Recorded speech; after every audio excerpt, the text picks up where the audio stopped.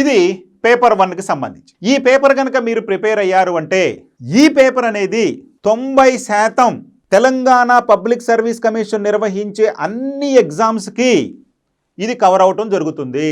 అంటే Telangana public service commission నిర్వహించేటటువంటి అన్ని ఎగ్జామ్స్లో compulsory paper general studies paper. మీరు స్పెషలైజేషన్ ఎగ్జామ్స్ తీసుకుంటే, ఫర్ ఎగ్జాంపుల్ డిఏఓ లాంటి ఎగ్జామ్ తీసుకున్నారనుకోండి, ఒక పేపర్ జనరల్ స్టడీస్ ఉంటుంది, మరొక పేపర్ మెన్సురేషన్ ఉంటుంది.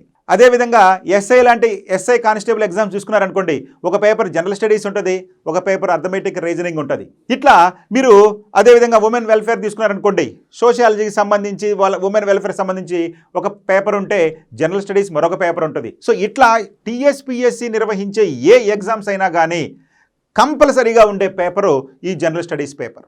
కాబట్టి ఇది చాలా ఎందుకంటే అన్ని ఎగ్జామ్స్కి ఇదే ఉంటుంది కాబట్టి మీరు ఎక్కువ దీని మీద కాన్సన్ట్రేషన్ చేయాలి. ఇందులో ఎక్కువ మార్కులు తెచ్చుకున్నారంటే మీరు ఖచ్చితంగా జాబ్ సాధిస్తారు.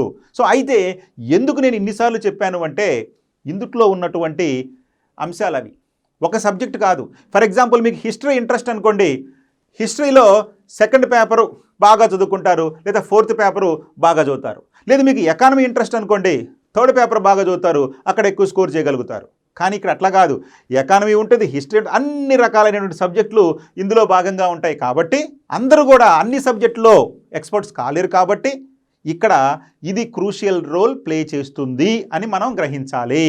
అయితే ఏమేమి సబ్జెక్టులు ఉంటాయి చూడండి. ప్రధానంగా ఈ జనరల్ స్టడీస్ పేపర్లో మనకి 11 అంశాలు ఇవ్వటం జరిగింది. 11 ఇష్యూస్ని అంటే 11 సబ్జెక్ట్స్ని ఇండివిజువల్గా ఇవ్వటం జరిగింది. ఏంటయ్యా 11 సబ్జెక్టులు అంటే, మొదటిది current affairs, regional, national and international. అంటే వర్తమాన అంశాలు అంటే కరెంట్ అఫైర్స్ అంటే వర్తమాన అంశాలు. ఏ వర్తమాన అంశాలండి? స్థానికంగా, జాతీయంగా, అంతర్జాతీయంగా. ఈ స్థానికంగా, జాతీయంగా, అంతర్జాతీయంగా ఉన్నటువంటి ఈ యొక్క స్థానిక అంశాల గురించి అంటే కరెంట్ అఫైర్స్ గురించి, అంటే స్థానిక అంశాల్లోని కరెంట్ అఫైర్స్ వర్తమాన అంశాలు, అదేవిధంగా జాతీయ స్థాయిలోని వర్తమాన అంశాలు, అంతర్జాతీయ స్థాయిలోని వర్తమాన అంశాలు అన్నీ కూడా ఇందులో వస్తాయి మొదటి దాంట్లో. అదేవిధంగా రెండోది ఇంటర్నేషనల్ రిలేషన్స్ అండ్ ఈవెంట్స్. అంటే ఇక్కడ అంతర్జాతీయ అంశాలు అనుకున్నాం కదా, అది దాదాపు ఓవర్ రిలేటెడ్ అయి ఉంటుంది. అంటే ఇక్కడ ఓవర్ ల్యాప్ అవడానికి అవకాశం ఉంది. అంటే ఇంటర్నేషనల్ రిలేషన్స్లోనే ఇక్కడ ఇంటర్నేషనల్ రిలేషన్స్ అండ్ ఈవెంట్స్ అన్నాడు. కాబట్టి మొదటి 2 అంశాలను మనం కరెంట్ అఫైర్స్ దృష్టిలో అంటే వర్తమాన అంశాల యొక్క అధ్యయనం మీద దృష్టి సారించాలి. అది స్థానికంగా అంటే రాష్ట్రంగా ఉన్నటువంటి సంబంధించిన సమస్యలు కావచ్చు, జాతీయంగా ఉన్నటువంటి సమస్యల గురించి కావచ్చు, లేదా అంతర్జాతీయ ఉన్నటువంటి సమస్యల గురించి కావచ్చు. ఏమైనా వర్తమాన అంశాలు ఈ 2 కూడా కవర్ చేయటం జరుగుతుంది, మొదటి 2. ఇక మూడోది తీసుకుంటే ఇక్కడ general science, India's achievements in science and technology. చెప్పటం ఇక్కడ మనకి కేవలం జనరల్ సైన్స్ అన్నాడు. అంటే జనరల్ సైన్స్ అంటే మనకి 3 సబ్జెక్టులు ఇక్కడ గుర్తుపెట్టుకోవాలి. ఏంటండి? ఒకటి బయాలజీ, ఫిజిక్స్, కెమిస్ట్రీ. అంటే basic concepts about the physical science, chemistry and biological science. అంటే బయలాజికల్ సైన్స్ తీసుకుంటే మనకి హ్యూమన్ ఎటిమినాలజీ అంటే మానవ శరీర నిర్మాణము, దానికి సంబంధించినటువంటి వ్యాధులు, అదేవిధంగా వాటికి సంబంధించినటువంటి రక్త ప్రసరణ వ్యవస్థ, మన యొక్క బాడీ ఏ విధంగా ఫంక్షనింగ్ అవుతుంది, వాటికి సంబంధించిన విషయాలన్నీ కూడా ఇక్కడ జనరల్ సైన్స్లో అంటే బయాలజీలో పార్ట్గా చూసుకోవాలి. ఇక ఫిజికల్ సైన్స్ అండ్ కెమిస్ట్రీకి ఒక 2-3 మార్కులు వచ్చే అవకాశం ఉంది. అదేవిధంగా ఫిజికల్ సైన్స్లో కూడా ఒక 4-5 మార్కులు వచ్చే అవకాశం ఉండేది. కాబట్టి ఫిజిక్స్కి సంబంధించి బేసిక్ కాన్సెప్ట్స్ అంటే లైట్ గురించి, మ్యాగ్నెట్ గురించి, హీట్ గురించి, ఇలా కొన్ని ప్రధానమైన అంశాలు ఫిజిక్స్ గురించి, అదేవిధంగా కెమిస్ట్రీలోని కెమికల్ రియాక్షన్స్, వాటికి సంబంధించిన అంశాలు కొన్ని మనం తెలుసుకోవాల్సి ఉంటుంది, బేసిక్ కాన్సెప్ట్స్. అదేవిధంగా India's achievements in science and technology, శాస్త్ర సాంకేతిక రంగాల్లో భారత సాధిస్తున్నటువంటి ప్రగతి, ఇందులో భాగంగా మనం ఎక్కువగా చూడవలసి ఉంటుంది. సో వెరసి ఈ 3వ భాగంలో జనరల్ సైన్స్ అండ్ టెక్నాలజీని మనం వాడుక భాషలో చెప్పుకుంటాము. వాటి మీద మీకు పూర్తి అవగాహన ఉండాలి. అంటే ఇక్కడ మీరు 4 సబ్జెక్టులు చదవాలి. ఒకటి బయాలజీ చదవాలి, ఫిజిక్స్ చదవాలి, కెమిస్ట్రీ చదవాలి, అదేవిధంగా science and technology. So science and టెక్నాలజీలో వచ్చినటువంటి డెవలప్మెంట్స్, మన భారతదేశం సాధించినటువంటి ప్రగతి మొదలైన వాటి మీద మీకు అవగాహన ఉండాలి. అయితే సబ్జెక్ట్ అంటే మీరేదో పీజీ లెవెల్లో జేఎల్ ప్రిపేర్ అవుతున్నాం కదా, ఆ లెవెల్లో మీరు ప్రిపేర్ అవ్వద్దు. బేసిక్ కాన్సెప్ట్స్ అంటే మన రోజువారీ మనం చూసేటటువంటి మన చుట్టుపక్కల జరిగేటటువంటి అంశాలకు సంబంధించి ఎక్కువగా ఇంటర్లింక్ చేయడం జరుగుతుంది ఈ సైన్స్ సబ్జెక్టులను. కాబట్టి మీరు ఆ స్థాయిలో వీటిని చదవాలి. Okay, right. ఇక నాలుగో అంశం ఏంటండి? Environmental issues, disaster management, prevention and mitigation strategies. ఇక్కడ మనకి 2 సబ్జెక్టులు కలిపాడు. ఇక్కడ ఏంటండి? ఎన్వైరన్మెంటల్ ఇష్యూస్ అన్నాం అంటే పర్యావరణానికి సంబంధించిన అంశాలు. పర్యావరణం, సుస్థిరాభివృద్ధి, సస్టైనబుల్ డెవలప్మెంట్ అనుకున్నాం. సో పర్యావరణం, సుస్థిరాభివృద్ధికి సంబంధించిన అంశాలు. అదేవిధంగా disaster management, prevention and mitigation strategies. గతంలో ఈ యొక్క డిజాస్టర్ మేనేజ్మెంట్ను జాగ్రఫీలో భాగంగా పెట్టేవాళ్ళు. కానీ దీన్ని ఏం చేశారు అంటే ఎన్వైరన్మెంట్ ఇష్యూస్కి డిజాస్టర్ మేనేజ్మెంట్ కలిపేసి ఈ 2 కలిపి ఒకటి ఇవ్వడం జరిగింది. ఈ 2 సబ్జెక్టుల నుంచి దాదాపు ఒక 10 నుంచి 12 మార్కులు వచ్చే అవకాశం మనకు ఉంటుంది. కాబట్టి ఇక్కడ ఎన్వైరన్మెంటల్ ఇష్యూస్, అదేవిధంగా disaster management, prevention and mitigation strategies. So ఈ విధంగా ఇక్కడ మనం 2 సబ్జెక్టులు చూడాల్సి ఉంటుంది. ఇక 5వది అత్యంత ప్రధానమైంది. ఇది old geography, Indian geography and geography of Telangana state.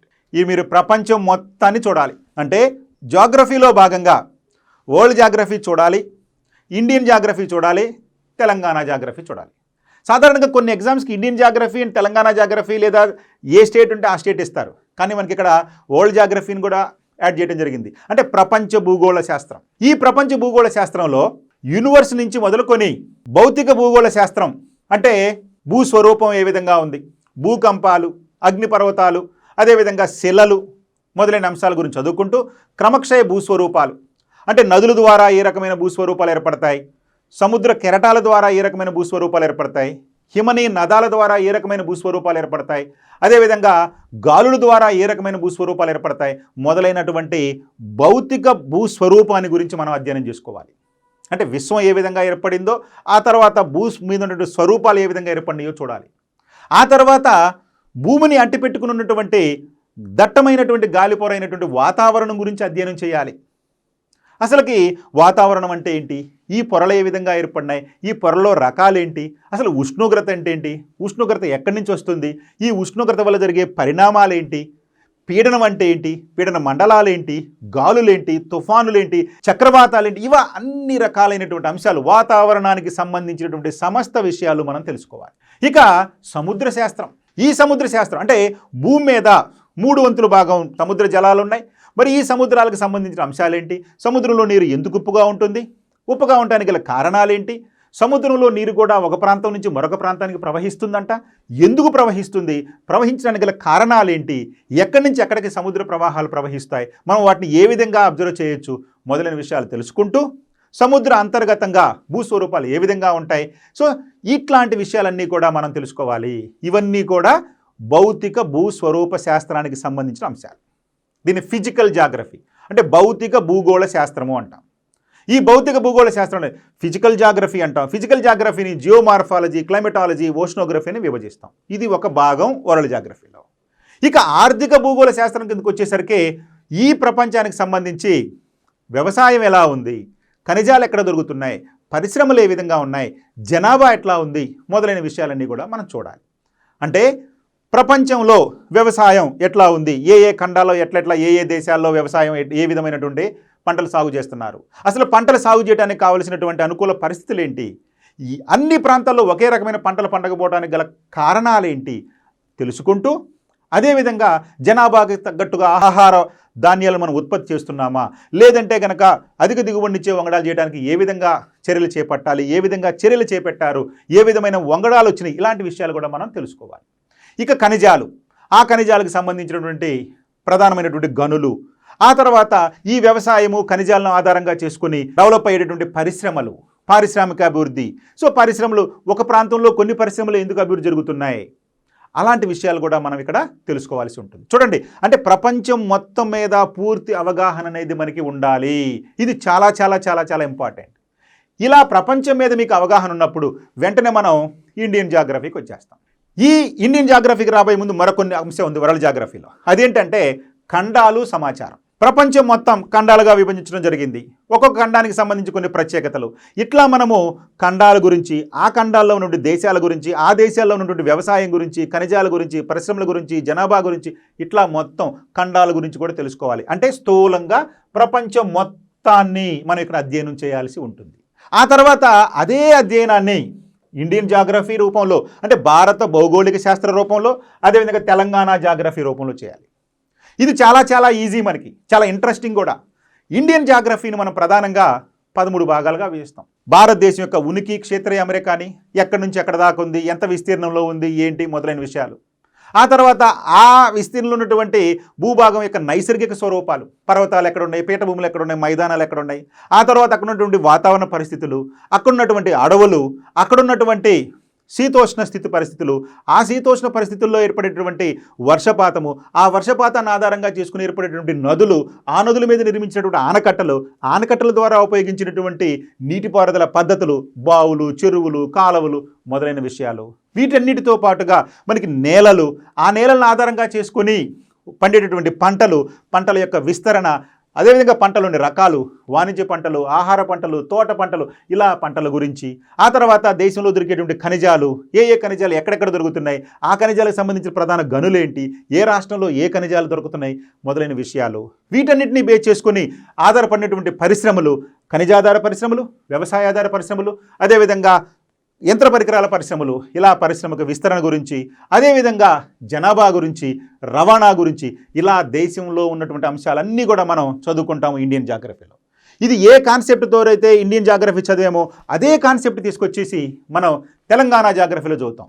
Telangana జాగ్రఫీలో Telangana ఉనికి ఎక్కడ ఉంది, ఏ అక్షాంశాల నుంచి ఏ రేఖాంశాల మధ్యలో ఉంది, నైసర్గిక స్వరూపాలు ఎక్కడ ఉన్నాయి, నదులు ఏమున్నాయి, శీతోష్ణ పరిస్థితులు ఏ విధంగా ఉన్నాయి, పంటలు ఎట్లా పండుతున్నాయి, ఖనిజాలు ఎక్కడ దొరుకుతున్నాయి, అదేవిధంగా రవాణా వ్యవస్థ ఏ విధంగా ఉంది, జనాభా ఎట్లా ఉన్నారు, వాళ్ళలో ఉండే అక్షరాస్యత ఏంటి, స్త్రీ పురుష నిష్పత్తి మొదలైన విషయాలన్నీ కూడా చూస్తాం. అంటే ఒక రకంగా మీరు ఇండియన్ జాగ్రఫీ, తెలంగాణ జాగ్రఫీని కనుక పూర్తిగా అర్థం చేసుకుంటే ఇండైరెక్ట్గా మీకు పేపర్ 3లో ఉన్నటువంటి ఎకానమీలో 30% పేపర్ని మీరు జాగ్రఫీ చదవటం వల్లే కవర్ చేసుకోవచ్చు. అంటే మీకు జాగ్రఫీ మీద కనుక పూర్తి అవగాహన కనుక వస్తే ఎకానమీ పేపరు మీకు చాలా ఈజీ అయ్యింది. సో అందుకనే ఇక్కడ జాగ్రఫీ బాగా చదువుకోండి. ఇండైరెక్ట్గా ఎకానమీ పేపర్లో 30 to 40% సిలబస్ మీకు కవర్ అయిపోయింది. సో ఇది చాలా ఇంపార్టెంట్. ఇది 5వ. 6వ పార్ట్ తీసుకుంటే history and cultural heritage of India. History and cultural heritage of India. చూడండి, ఇక్కడ మనకి భారతదేశం యొక్క చరిత్ర, సంస్కృతి ఇచ్చాడు. ఇదే అంశాన్ని మనకి పేపర్ 2లో కూడా పెట్టాడు. కాబట్టి ఇక్కడ మీరు బాగా చదువుకుంటే ఇండైరెక్ట్గా అక్కడ పేపర్ 2లో ఉన్నటువంటి హిస్టరీ పార్ట్ కూడా కవర్ అవుతుంది. కాబట్టి history and cultural heritage of India. మన భారతదేశం యొక్క చరిత్ర, సంస్కృతి, ప్రాచీన భారతదేశ చరిత్ర నుంచి మధ్యయుగ భారతదేశ చరిత్ర, ఆధునిక భారతదేశ చరిత్ర, ఆ చరిత్ర చదువుకుంటూనే సైమల్టేనియస్గా సంస్కృతి, దానికి సంబంధించిన అంశాలన్నీ కూడా మీరు చదువుకోవాలి ఈ యొక్క 6వ పార్ట్లో భాగంగా. ఇక 7వ అంశం ఏంటండి? Society, culture, heritage, arts and literature of Telangana. చూడండి, ఇక్కడ ఇచ్చారు తెలంగాణకు సంబంధించినటువంటి సొసైటీ, సమాజం ఏ విధంగా ఉంది, సంస్కృతి ఏ విధంగా ఉంది, అదేవిధంగా సాంస్కృతికమైన అంశాలైనటువంటి ఆర్ట్స్ గురించి, సో ఈ లిటరేచర్ గురించి, సాహిత్యం గురించి, ఈ విధంగా తెలంగాణకి సంబంధించినటువంటి సంస్కృతి, తెలంగాణకు సంబంధించినటువంటి కల్చర్, సంబంధించిన సమాజం, ఇవన్నీ కూడా తెలంగాణకు సంబంధించి చదువుకోవాలి. ఇలా చదువుకుంటే మనకి తెలంగాణ మూమెంట్లో కొంత భాగం మనకి కొంత అంటే అవగాహన వస్తుంది. అంటే ఎప్పుడైనా సరే ఒక ప్రదేశం యొక్క సంస్కృతి గురించి, ఒక ప్రదేశం యొక్క భౌగోళిక పరిస్థితుల గురించి మనం కనుక తెలుసుకున్నామంటే ఆ తర్వాత ఈ రెండింటిని ఆధారంగా చేసుకొని అక్కడ అభివృద్ధి అనేది జరుగుతుంది. కాబట్టి అందుకనే చరిత్రను ఎందుకు చదువుకోవాలి, భౌగోళిక పరిస్థితి ఎందుకు చదువుకోవాలి అంటే అవి రెండు కనుక మీకు తెలిస్తే మనం భవిష్యత్తుని బాగా డెవలప్ చేసుకోవచ్చు. సో ఇది ప్రధానమైన అంశం. అందుకనే సోషల్లో అంటే హ్యుమానిటీస్లో చరిత్రకు, జాగ్రఫీకి ఎందుకు ప్రాధాన్యత ఇస్తారయ్యా అంటే ఈ అంశాలే. నీకు నీ గురించి తెలిస్తే నువ్వు ఏ విధంగా డెవలప్ కావాలో నువ్వు ప్లాన్ చేసుకోవచ్చు. సో కాబట్టి నీ దగ్గర ఏం దొరుకుతున్నాయి, ఏ ఖనిజాలు ఉన్నాయి, ఏ పంటలు పండుతున్నాయి, ఖనిజాలు ఎక్కువ దొరుకుతున్నాయా, ఇండస్ట్రీస్ని డెవలప్ చేసుకుందాం, వ్యవసాయం పండే భూమి బాగా ఉందా, వ్యవసాయ రిలేటెడ్గా ఉన్న అంశాలను ప్రాధాన్యత ఇద్దాం. ఇట్లా మనము భవిష్యత్తు తరాలను అభివృద్ధి చేసుకోవచ్చు మన యొక్క చరిత్ర, భౌగోళిక అంశాలు మనకి తెలిస్తే. ఓకే అండి, గుర్తుపెట్టుకోండి. సో కాబట్టి 7వ వచ్చేసి మనకి తెలంగాణకు సంబంధించినటువంటి సంస్కృతి, సొసైటీ మొదలైన అంశాల గురించి చర్చుకుంటాం. ఇక 8వ భాగం ఇక్కడ policies of Telangana and state. Policies of Telangana state అంటే ఇక్కడ తెలంగాణ పథకాలు. ఇటీవల కాలంలో అన్ని రాష్ట్ర ప్రభుత్వాలు సంక్షేమానికి అధిక ప్రాధాన్యత ఇస్తూ ఇక ఆర్థికంగా వెనుకబడి ఉన్నటువంటి వారికి అనేక రకాలైన పథకాలను రూపొందించడం జరిగింది. సో ఆ పథకాలకు సంబంధించి అంశాలన్నీ కూడా ఇక్కడ అంటే రాష్ట్ర ప్రభుత్వం ప్రవేశపెట్టినటువంటి పథకాలు, వాటి యొక్క విశిష్టత గురించి మనం ఇక్కడ చెప్పుకుంటాము. ఇది 8వ భాగం. ఇక 9వ భాగం తీసుకుంటే social exclusion, rights issues and inclusive policies. ఇది మనకి పేపర్ 2లో ఉన్నటువంటి సోషియాలజీ, సొసైటీకి సంబంధించి అక్కడ అంశాలను ఇక్కడ మనం కవర్ చేసుకోవచ్చు. Social inclusion, rights issues and inclusive policies. So కాబట్టి ఇది సోషియాలజీలో ఒక భాగంగా గుర్తుపెట్టుకోవాలి. అది ఇక్కడ చదువుకుంటే అక్కడ కవర్ అయింది, అక్కడ ఎక్కువ చదివితే ఇది కవర్ అయింది. ఓకేనండి. ఇక 10వది logical reasoning, analytical ability and data interpretation. దీన్నే మనం GMA, జనరల్ మెంటల్ ఎబిలిటీ అంటున్నాం. ఇక్కడ కొంత రీజనింగు, కొంత అర్థమెటిక్, కొంత డేటా ఇంటర్ప్రిటేషను, ఇవన్నీ కలిపి జనరల్ మెంటల్ ఎబిలిటీ ఉంటుంది ఈ పేపర్లో. ఇది 10వ అంశంలో భాగంగా. ఇక 11 తీసుకుంటే ఈ 11 దాంట్లో మనకి బేసిక్ ఇంగ్లీష్, ఇక్కడ మనకి బేసిక్ ఇంగ్లీష్ కూడా చేర్చడం జరిగింది. అంటే విద్యార్థికి ఈ యొక్క ఉద్యోగార్జన కోసం ప్రిపేర్ అయ్యేటువంటి విద్యార్థికి మినిమం ఇంగ్లీష్ నాలెడ్జ్ అండి ఉండాలనేటువంటి ఉద్దేశంతో ఇంగ్లీష్ను కూడా మనకి ఈ యొక్క జనరల్ స్టడీస్లో ప్రవేశపెట్టడం జరిగింది ఇటీవల కాలంలో. కాబట్టి 10th class standard, SSC standard తోటి ఇంగ్లీష్ నాలెడ్జ్ని టెస్ట్ చేయడం జరుగుతుంది ఈ బేసిక్ ఇంగ్లీష్ సబ్జెక్టు రూపంలో. సో ఈ విధంగా మొదటి పేపర్ అనేది మీకు ఉండబోతుంది. అర్థమైందండి. సో ఇన్ని సబ్జెక్టులు మీరు ఉన్నాయి కాబట్టి ఈ పేపర్లో ఎవరైతే ఎక్కువ మార్కులు సాధిస్తారో వాళ్ళకి మంచి ర్యాంక్ వచ్చే అవకాశం ఉంటుంది. కాబట్టి be careful about this paper 1. Okay, ఇలాంటి మరిన్ని వీడియోల కోసం మీరు చూస్తూ ఉండండి మన అప్టేక్ జాబ్స్ యూట్యూబ్ ఛానల్. ఇక్కడ మీకు ఉపయుక్తంగా ఉండేటువంటి కరెంట్ అఫైర్స్ని, అదేవిధంగా సబ్జెక్ట్ రూపంలోనూ, అదేవిధంగా ఆబ్జెక్టివ్ రూపంలోనూ బిట్స్ను రోజువారీ మీకు అందించడం జరుగుతుంది. ఇక వీటిని ఉపయోగించుకొని మీ యొక్క లక్ష్యాన్ని మీరు చేరతారని చెప్పి మేము ఆశించడం జరుగుతుంది. ఇవే కాకుండా మరికొన్ని వీడియోలు మీకు కావాలి అంటే కనుక మన ప్లేస్టోర్లోకి వెళ్ళండి. అక్కడ మన అప్టేక్ జాబ్స్ అనేటువంటి మన యాప్ని డౌన్లోడ్ చేసుకోండి. అక్కడ మీకు మరిన్ని గంటలు, దాదాపు 30 గంటల వరకు వీడియోసు, అదేవిధంగా ఆబ్జెక్టివ్ బిట్స్ అనేవి అందుబాటులో ఉంటాయి. వాటిని మీరు చదవండి, మీ యొక్క నాలెడ్జ్ని పెంచుకోండి. మనకి ఎగ్జామ్స్లో కావలసిన విధంగా మీకు వీడియోస్ని తయారు చేశాము, ఆ వీడియోస్కి సంబంధించిన మెటీరియల్ని పొందుపరిచాము, ఆ వీడియోస్కి సంబంధించిన టెస్టులు పెట్టాము, ఆ టెస్టులను ఎక్స్ప్లెనేషన్ కూడా చేశాము. ఈ విధంగా వీడియోస్ పెట్టి, కంటెంట్ పెట్టి, టెస్టులు పెట్టి, టెస్టులను ఎక్స్ప్లెయిన్ చేస్తున్నటువంటి ఏకైక యాప్ మన అప్టేక్ జాబ్స్. మీరు ఒకసారి నేను చెప్పానని కాకుండా మీరు ఒకసారి మన యాప్ని డౌన్లోడ్ చేసుకుని చూడండి. నేను చెప్పినటువంటి ఈ అంశాలన్నీ ఉంటేనే మీరు అక్కడ పర్చేజ్ చేయండి, లేకపోతే దాన్ని వదిలిపెట్టేసేయండి. సో వీటన్నింటినీ ఉపయోగించుకొని మీ లక్ష్య సాధనలో మా సహకారాన్ని కూడా మీరు తీసుకుంటారని, మాకు సాధ్యమైనంత వరకు మీ లక్ష్య సాధనలో మాకు అవకాశాన్ని ఇస్తారని మేము ఆకాంక్షిస్తూ, ఎప్పుడూ మీ విజయాన్ని ఆకాంక్షించే మీ SV నారాయణ. Thank you.